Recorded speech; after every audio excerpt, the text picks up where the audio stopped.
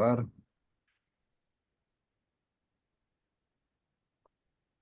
Hola a todos, bienvenidos a tu podcast Gestión de Conocimiento. Soy Rubén Águedo y nos encontramos con Pedro Bedón. ¿Cómo están? Alegre siempre de estar con ustedes. Bien, Pedro. Y César Ferreiros, Hola amigos, ¿cómo están? sus anfitriones, y estamos emocionados de tenerlos una vez más para explorar juntos los eventos más significativos de actualidad, así como compartir nuestros conocimientos y experiencias que les permitirá tomar las mejores decisiones. Antes de sumergirnos en el emocionante mundo de los conocimientos y experiencias, quiero recordarles que tu podcast Gestión de Conocimiento no sería lo mismo sin ustedes, nuestra increíble audiencia. Si aún no lo han hecho, los animo a que se unan a la conversación en nuestras redes sociales y nos compartan sus pensamientos, preguntas y sugerencias. Queremos escuchar lo que piensan. Ahora, sin más preámbulos, relájense y prepárense para sumergirse en el apasionante universo de los conocimientos y experiencias. Esto es Gestión de Conocimientos. Comencemos. El día de hoy tenemos un tema muy importante: control social al punto de vista financiero. Nuestro anfitrión César Ferreiro se encargará de la presentación. Adelante, César. Buenas noches nuevamente. Perdón, No hay esto lo problema. vas a editar, ¿no? Sí, no hay Eh, problema, no hay problema. sí, me pidieron hace un par de semanas que viera este tema y yo creo que este tema es súper importante porque cuando hablamos de control social básicamente estamos hablando qué es lo que quiere hacer el Estado para asegurarse de que la sociedad actúe de una determinada forma. El control social en realidad se va a dar y puede manejarse de dos formas diferentes. Uno para generar, por ejemplo, demanda y la otra es para restringir la demanda, dependiendo de cómo se encuentre la economía.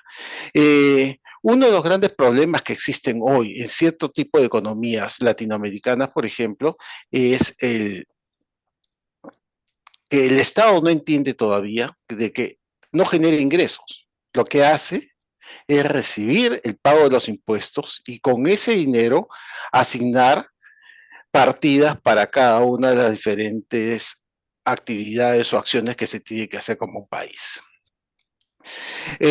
Uno de los problemas grandes de los, llamémoslo así, países que hablan o piensan que se debe manejar la economía de una manera más horizontal y tratar de achatarla de alguna forma, por decirlo así, es que tratan de manejar temas como los subsidios. Pero cuando tú hablas de un subsidio, estás hablando de que, bueno, vamos a subsidiar, por ejemplo, no sé, el pan. El pan cuesta por kilo 3 soles y yo lo subsidio en un sol. Tú dices, un sol no es nada, pero no estás viendo el número de personas que están siendo subsidiadas. Uno por uno no es nada. Uno por 1 millón es 1 millón de soles cada día. Y si son 10 millones, son 10 millones de soles y eso afecta mucho.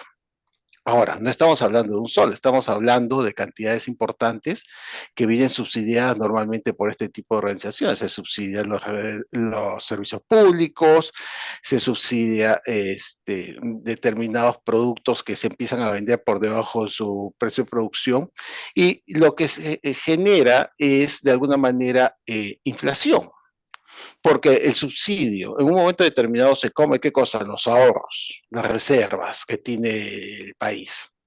Y una vez que no existe la reserva, ¿qué es lo que hace? Pues empieza a generar la maquinita, con la maquinita se genera inflación, las tasas de intereses crecen y el acceso al crédito disminuye. Por lo tanto, hay mayores restricciones para las personas para poder acceder al crédito. Entonces, ¿dónde viene el control social? Viene por la congelación de puestos de trabajo. Dices, ok, si tú no eres parte del grupo que conformamos la élite, entonces estos puestos de trabajo solamente van a ser para los del partido, van a ser para los que comulgan con nosotros. No vas a tener aumentos y si tú estás en desacuerdo te dicen, bueno, pues vete y se van a empezar a asignar estos puestos a otras personas. ¿Qué va a pasar? El Estado, al no contar con recursos, lo que va a pasar es que primero, la informalidad va a crecer, vas a tener una base tributaria mucho menor y por el otro lado, los recursos que tú tenías asignados para determinadas acciones se van a reducir. ¿Y dónde es que golpean más? Siempre es en el lado de la educación.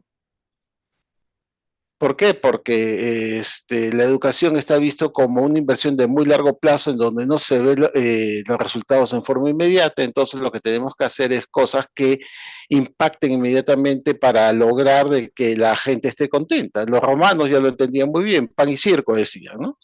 Para tener a la gente contenta. Entonces, el tema es entender de que el Estado tiene una herramienta bien fuerte para manejar el tema de control social a través de las tasas de interés, a través de el manejo de la economía y a través también de la cantidad de puestos que se pueden generar o cortar como consecuencia de ciertas acciones. Perfecto. Creo que Pedro estás pidiendo el uso de la palabra Sí, adelante. sí, le he visto la cara, Pedro, Sí, está, yo sí, ya quiero entrar, quiero entrar. Sí, sí, no quiero no, sí, cortar, sí. en verdad es un tema bastante apasionante. Lo he escuchado detenidamente a César y es cierto, ¿no? Él ha explicado el tema de la parte económica y financiera como control social en la parte formal. Pero también yo quisiera complementar esta información que ha enviado César en el sentido del control que ya no tienen los gobiernos, sino son organizaciones, ¿no? Y, y como ejemplo, podríamos hablar del gran poder económico que tienen las empresas tecnológicas como son Amazon, Apple, Google, Microsoft y Facebook, ¿no? Estas compañías controlan pues, vastos recursos financieros y datos que a ellos les permiten influir en la innovación y en la competencia y en el comportamiento del consumidor. Esto ya lo habíamos tratado en una sesión anterior. Ahora, el poder de monopolio y el poder político empresarial son dos caras de la misma moneda, ¿no? Y ellos tienen un poder monopólico. Tanto es así que ya estas empresas han presentado o se han presentado a juicios llamados por gobiernos, tanto en Europa como en Estados Unidos. Entonces, no hay duda que ellos manejan el monopolio de la tecnología. Ahora, solamente para mencionar de qué estamos hablando, decimos que la capitalización de mercado de Amazon supera los 1.7 billones de dólares, o sea, 1.7 trillones para los norteamericanos, ¿no? Pero estamos hablando de 1.7 billones de dólares. Apple está valorado en 2.1 billones de dólares, lo que coloca a estas organizaciones por encima del PBI de muchos países. O sea, demos, simplemente lo menciono para que nos demos imagen del poder económico que él tiene.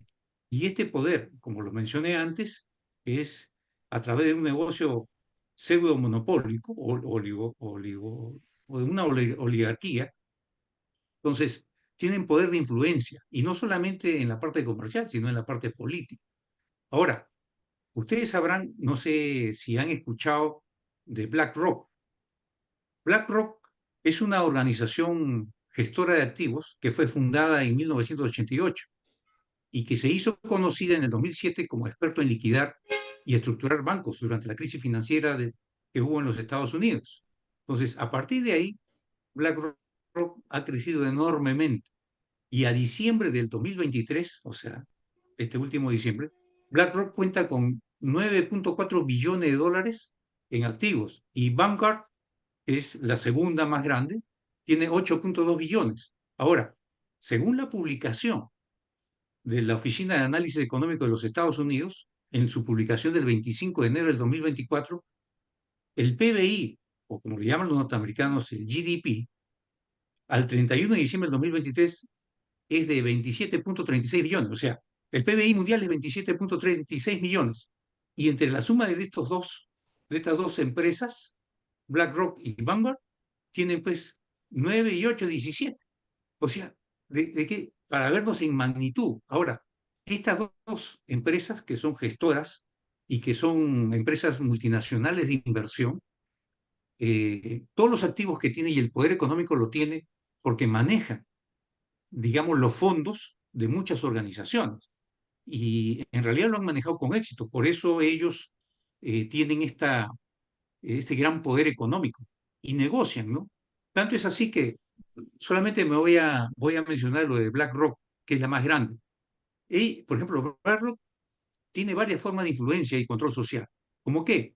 Brinda asesoría a gobiernos e instituciones, invierte en deuda de los países, interviene en auditorías de bancos centrales y comerciales.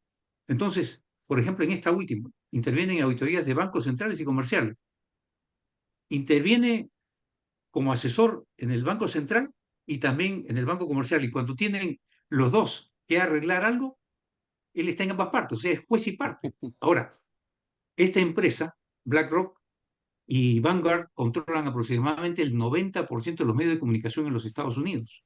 Entonces, todo esto, simplemente para mencionarles, el control no solamente está ya en los gobiernos, sino esto ha trascendido. Y estas dos empresas gestoras de activos influyen en organismos multinacionales, como es la ONU, las Naciones Unidas. Entonces, pueden implementar cambios sin la ideología y ya trasciende. Entonces, eso es un control que es, vamos a denominarle informal, porque no es a través del gobierno como mencionó César, sino es algo informal que por el poder económico ellos ejercen y proponen y tienen conocimiento. O sea, si BlackRock prácticamente es el segundo accionista más grande de estas cuatro empresas tecnológicas que he mencionado, Amazon, Google, Facebook, que ahora es Meta, ¿no? Entonces, imagínate qué poder tiene de información. Ahora, entre las dos y una tercera que no recuerdo el nombre, tienen prácticamente el 17% de todas las acciones del mundo. Entonces, tienen gran conocimiento y pueden influir a beneficio propio y pueden conducir e influir en las otras empresas. Entonces, ya el control no está en los gobiernos, sino en estas grandes corporaciones, que en realidad, por medio del poder económico y tecnológico, lo están realizando. ¿Tú qué Bien, opinas, bien, Rubén? sí, bien, Pedro. Yo quiero resumir o quiero presentar dos aspectos importantes de cada uno, ¿no? El resumen de cada uno. César, nuestro presentador, indica que, y es cierto, ¿no? Los países, eh, muchos países o la mayoría, la inversión en educación no lo realizan porque no es tangible a corto y mediano plazo. La inversión en educación es tangible a largo plazo y los políticos de turno, lamentablemente, siempre la parte económica va ligada a la parte política. Ahí vamos a entrar en una conversión bizantina para ver qué cosa es primero, si es política o economía, pero bueno, no es el tema. El tema es de que los gobiernos no le dan la importancia a la educación. Y yo creo que esa es la finalidad de nuestro podcast, gestión de conocimiento, para que darle esa importancia, nosotros estamos compartiendo los conocimientos y de qué manera podemos ver países como Finlandia, Singapur, etcétera, que le han dado importancia a la educación y en la actualidad gozan de gran felicidad, que es un tema de otro podcast que vamos a tratar más adelante, el tema de la felicidad. Entonces, se debería dar importancia a la educación, pero ahí también, no solamente a cargo del gobierno, sino a la cargo de las entidades privadas. Y llego a lo que indica Pedro, ¿no?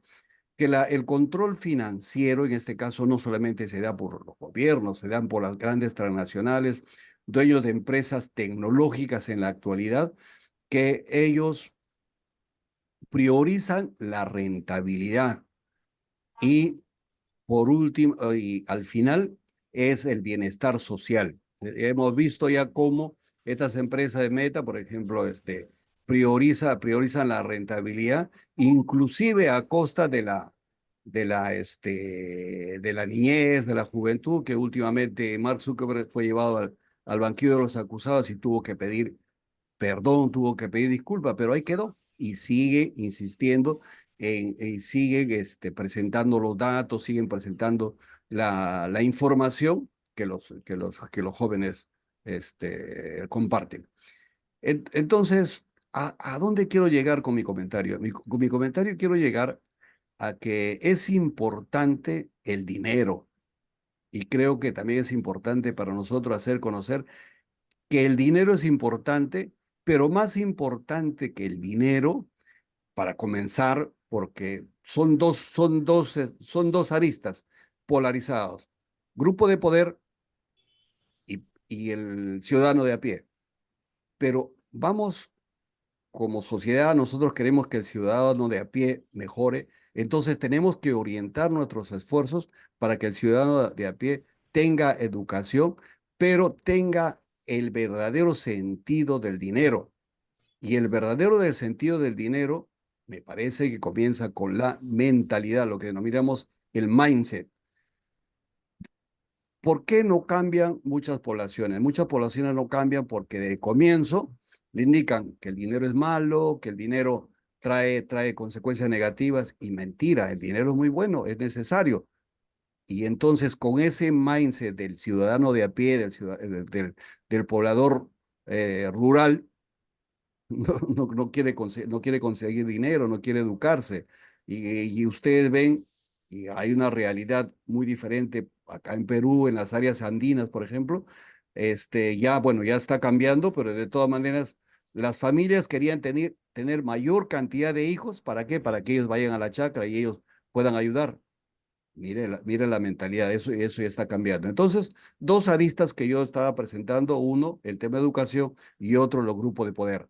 Pero al final, y debe ser lo principal, el ciudadano de a pie debe tener la importancia, la ayuda, tanto del Estado, que para eso se constituye el Estado, y de los grupos de poder, los grupos de interés, los grupos de gran poder económico. Entonces, mediante nuestro podcast, Gestión de Conocimiento, orientemos a las personas a cambiar de mentalidad para poder obtener dinero, educarnos y cambiar nuestro mindset. Eso sería mi comentario. Sí, yo quisiera agregar algo. Me encantó la visión que le has dado, Pedro, pero la gente, a ver, el ciudadano de hoy, ¿cuántos invierten en la bolsa? ¿Cuántos tienen ahorros en otra moneda? Entonces se preguntan, ok, BlackRock sí, esto lo hace a nivel mundial, pero ¿cómo me afecta que BlackRock haga o deje de hacer ciertas actividades? ¿Cómo me afecta que el dólar? Yo creo que en el tema del dólar lo tenemos más claro, ¿no? Porque si sube el dólar, entonces muchos de los productos son importados y por lo tanto se traslada directamente al costo y me cuesta más caro. Pero en el caso de las acciones, ¿cómo podemos hacer, Pedro, para que el ciudadano de a pie entienda de que el mercado de valores es un mercado importante y que independientemente de si hace o no inversiones hoy, y ojo, que muchos están haciendo inversiones hoy sin darse cuenta, porque las AFPs tienen saldos importantes de todos y de cada una de las personas que están trabajando para empresas, digamos que tienen un ingreso de quinta categoría, y ese dinero está siendo invertido en acciones. Pero hay un grupo muy, muy grande, que es el 70% de nuestra economía, que hoy día vive pues con otra economía. Es una economía subterránea en donde todas las operaciones se hacen en efectivo.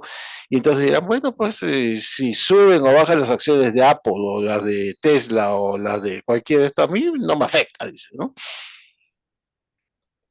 ¿Cómo lo ves, Pedro? César, sí, lo que tú dices es cierto, César, pero ten presente de que BlackRock, si bien es cierto, maneja fondos de inversión, pero ellos también prestan dinero a los países que necesitan dinero. Y al prestar el dinero, están imponiendo cierta ideología. Entonces, te doy el dinero, pero con estas condiciones. Y esas condiciones que impone BlackRock es para todo el pueblo. O sea, el pueblo no está invirtiendo en bolsa. Habrá algún sector que sí. Y como tú bien mencionaste, prácticamente todos a través de la AFP, pero directamente no, sino con estas empresas especializadas que son las que invierten a nombre de ellos, ¿no? Para tener una rentabilidad dentro de los fondos que ellos tienen de pensión. Pero directamente sí se vería afectado porque estas empresas, sobre todo BlackRock más que Vanguard, eh, imponen ciertas condiciones a los gobiernos a quienes prestan. O sea, ¿quiénes emiten bonos? ¿Quién compra los bonos? ¿A qué tasa? ¿Cómo lo van a jugar? Entonces, todo eso sí influye. ¿Alguien necesita? Sí. Invierten en deuda de países y también asesoran gobiernos. O sea, no solamente, y eso no lo menciona. Por ejemplo, en el caso nuestro, en el Perú, hemos leído alguna noticia en donde menciona que hay alguna empresa internacional que está asesorando el gobierno. No lo menciona, ninguno de los diarios. Pero estoy seguro que sí. ¿Quién es esa empresa? No lo sabemos. Ahora, BlackRock maneja una serie de empresas. No lo va a hacer como BlackRock, lo va a hacer como una de sus empresas, indirectamente. Entonces, y así lo están manejando. Entonces, sí influye. Yo creo que ese tema sí influye. Y es más, por ejemplo, estaba leyendo en un caso en donde los cuatro dueños de estas empresas tecnológicas fueron citados por el gobierno americano al Congreso. Y resulta que simplemente como un tema para darse de dimensión de qué estamos hablando, más personal en el área legal tenían estas organizaciones que el mismo Congreso de los Estados Unidos. Entonces, y es más, varios de los que habían sido abogados del Congreso en otras gestiones anteriores eran parte de la planilla de estas empresas. Entonces, y tenían y conocían el tema. Entonces, no solamente tienen poder económico, sino tienen poder de gestión e influye. Entonces, de alguna manera, yo creo, en mi opinión, que sí influyen en el ciudadano normal y corriente, porque están poniendo ciertas pautas, ¿no? Y a las finales, ¿qué es lo que se quiere? Ya el poder económico lo tiene. Ahora lo que desean es el poder político, que no lo van a mencionar directamente, pero yo estimo de que uno va con lo otro. Siempre el poder económico va de la mano con el poder político. Como mencioné, son las dos caras de una misma moneda. Entonces, por eso, ante la explicación tuya, yo simplemente lo complemento, porque lo que mencionaste era la parte formal. Es, todo lo que ha mencionado es cierto, pero en estos momentos hay una parte informal, que es la que no se menciona usualmente en los diarios, ni se analiza, pero que sí se está ejecutando. Y que eso es, a las finales, lo que tiene el control sobre las demás instituciones. Bueno, con eso concluyo digamos, el comentario adicional. Gracias, Pedro. Pero Sí, mira, sí, perfecto. El tema, como indicaba, el tema político está ligado al tema económico, como han manifestado, son dos cargas de la misma moneda. Pero ya es un tema de interés de estas transnacionales, ¿no? Pero el interés es la rentabilidad. No creo que, bueno, a pesar de que existen ONGs, existen empresas de ayuda social, de apoyo social, pero tiene una finalidad de el control de la población. ¿O qué dices al respecto, Pedro? sí, y fíjate, eh, voy a hacer un paréntesis y voy a tocar otro tema que en realidad no tiene nada que ver con esto. Ustedes saben de que Bill Gates es el mayor terrateniente actual en los Estados Unidos, ¿Sí? ¿no? Ahora, él mismo, a través de las empresas, está en proceso de alimentos sintéticos. Y en Europa ya se está presionando para que los agricultores dejen de cultivar porque dice que eso afecta el medio ambiente, que Mm. contamina nuestro medio ambiente. O sea, las cosas naturales resulta que durante todos los siglos pasados la agricultura siempre ha sustentado a la humanidad y ahora resulta que es contaminante. O sea, pero detrás están justamente estas fábricas de alimentos sintéticos. O sea, como tú bien dices, está rentabilizando, pero a través de esa rentabilización de sus fondos, está poniendo qué cosa es lo que yo deseo y qué cosa es lo que quiero que hagan el resto, y está imponiendo. Entonces, hay un control que, en mi opinión, no es el correcto. O sea, hay una presión. Por ahora nosotros no lo vemos, pero si así seguimos, va a ser como si estuviéramos pues, en el último capítulo de la Biblia, el Apocalipsis, cada uno con un número, porque si bien es cierto, ahora nos identificamos con un número de DNI, en el caso del Perú, pero en cada una de las naciones tenemos un documento de identidad.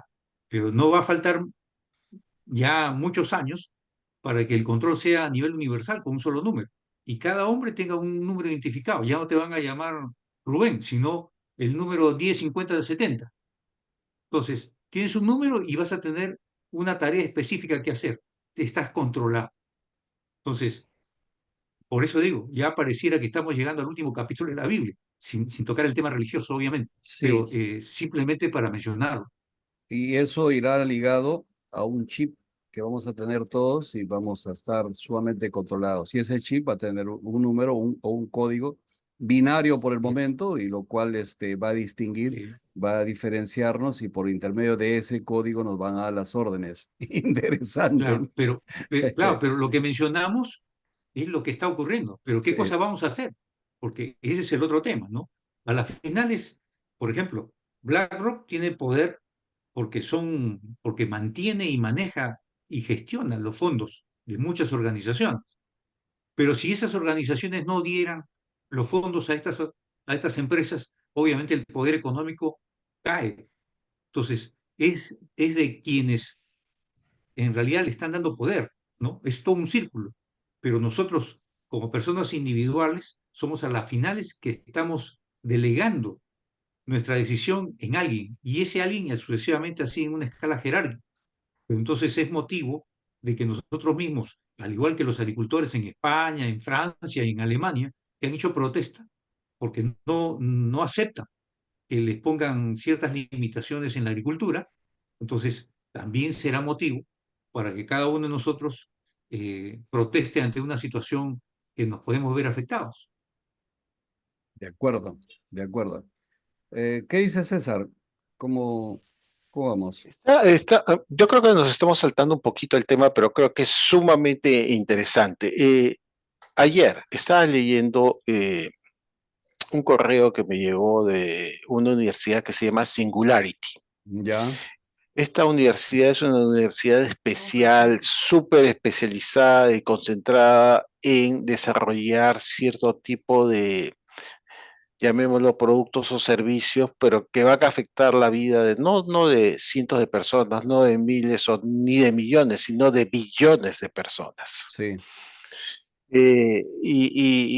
Bueno, una de las cosas que estaban comentando el rector de esta universidad era el avance de la inteligencia artificial y de la robótica, mm, en donde el mundo de la robótica va a tener un cambio sustancial. No se ha hecho antes porque no se contaba con todos los elementos de inteligencia artificial y los motores y las baterías que se necesitaban para asegurar una autonomía más grande de estos humanoides, si lo quiere llamar así. Pero el mercado estimado es de 30.000 millones, o sea, 30.000 billones. Es una cosa absurda, es mucho más grande que el tamaño de- del mercado automotriz mundial. Entonces, lo que están diciendo es, señores, vamos a tener robots que van a hacer trabajos pesados en la agricultura, por ejemplo. O sea, ya no vamos a tener personas agachadas recogiendo o cosechando o contaminándose con cierto tipo de productos químicos. No vamos a tener tampoco personas que se encarguen de cuidar a las personas adultas. O sí, pero los van a ayudar para que puedan hacer las cosas de una forma más eficiente, sin tener que hacer mucho esfuerzo. Vamos a tener personas, o vamos a tener robots, mejor dicho, mm, que van a hacer actividades propias de la casa para actividades repetitivas y operativas, pero así es sobre el mundo. Y en realidad, la gran pregunta es, ¿qué va a pasar con toda esta gente que hoy día vive con el producto de este trabajo que va a ser reemplazado? Ya no van a tener oportunidad para poder tener un salto importante. Entonces, yo creo y anticipo que en los próximos años vamos a ver eh, reclamos muy fuertes por parte de este grupo de personas menos favorecidas que también tienen derecho de trabajar, que también están luchando por su familia, que también están viendo por un futuro mejor, pero que se encuentran con un competidor totalmente diferente, que es la robótica, ¿no? Entonces, ese tipo de cosas son las que se tienen que considerar, son las que se tienen que ver en el momento que se implementan nuevas actividades. Yo no digo que la tecnología sea mala. Yo al contrario, abrazo la tecnología y creo que la tecnología está al servicio del hombre, pero también es importante que esta tecnología no afecte la fuente de trabajo de las personas, ¿no? Sí, totalmente de acuerdo. Bueno, Pedro, te doy a ti el pase final para que cierres nuestro podcast del Sí, día de hoy, muy interesante. sí, voy a tomar algunas palabras de César justamente para concluir. La tecnología debe estar al servicio del hombre, no el hombre al servicio de la tecnología. Y con eso acabo. Hasta la próxima, Muy, amigos. muy bien, gracias amigos, hasta la próxima. Gracias. Hasta luego. Nos vemos.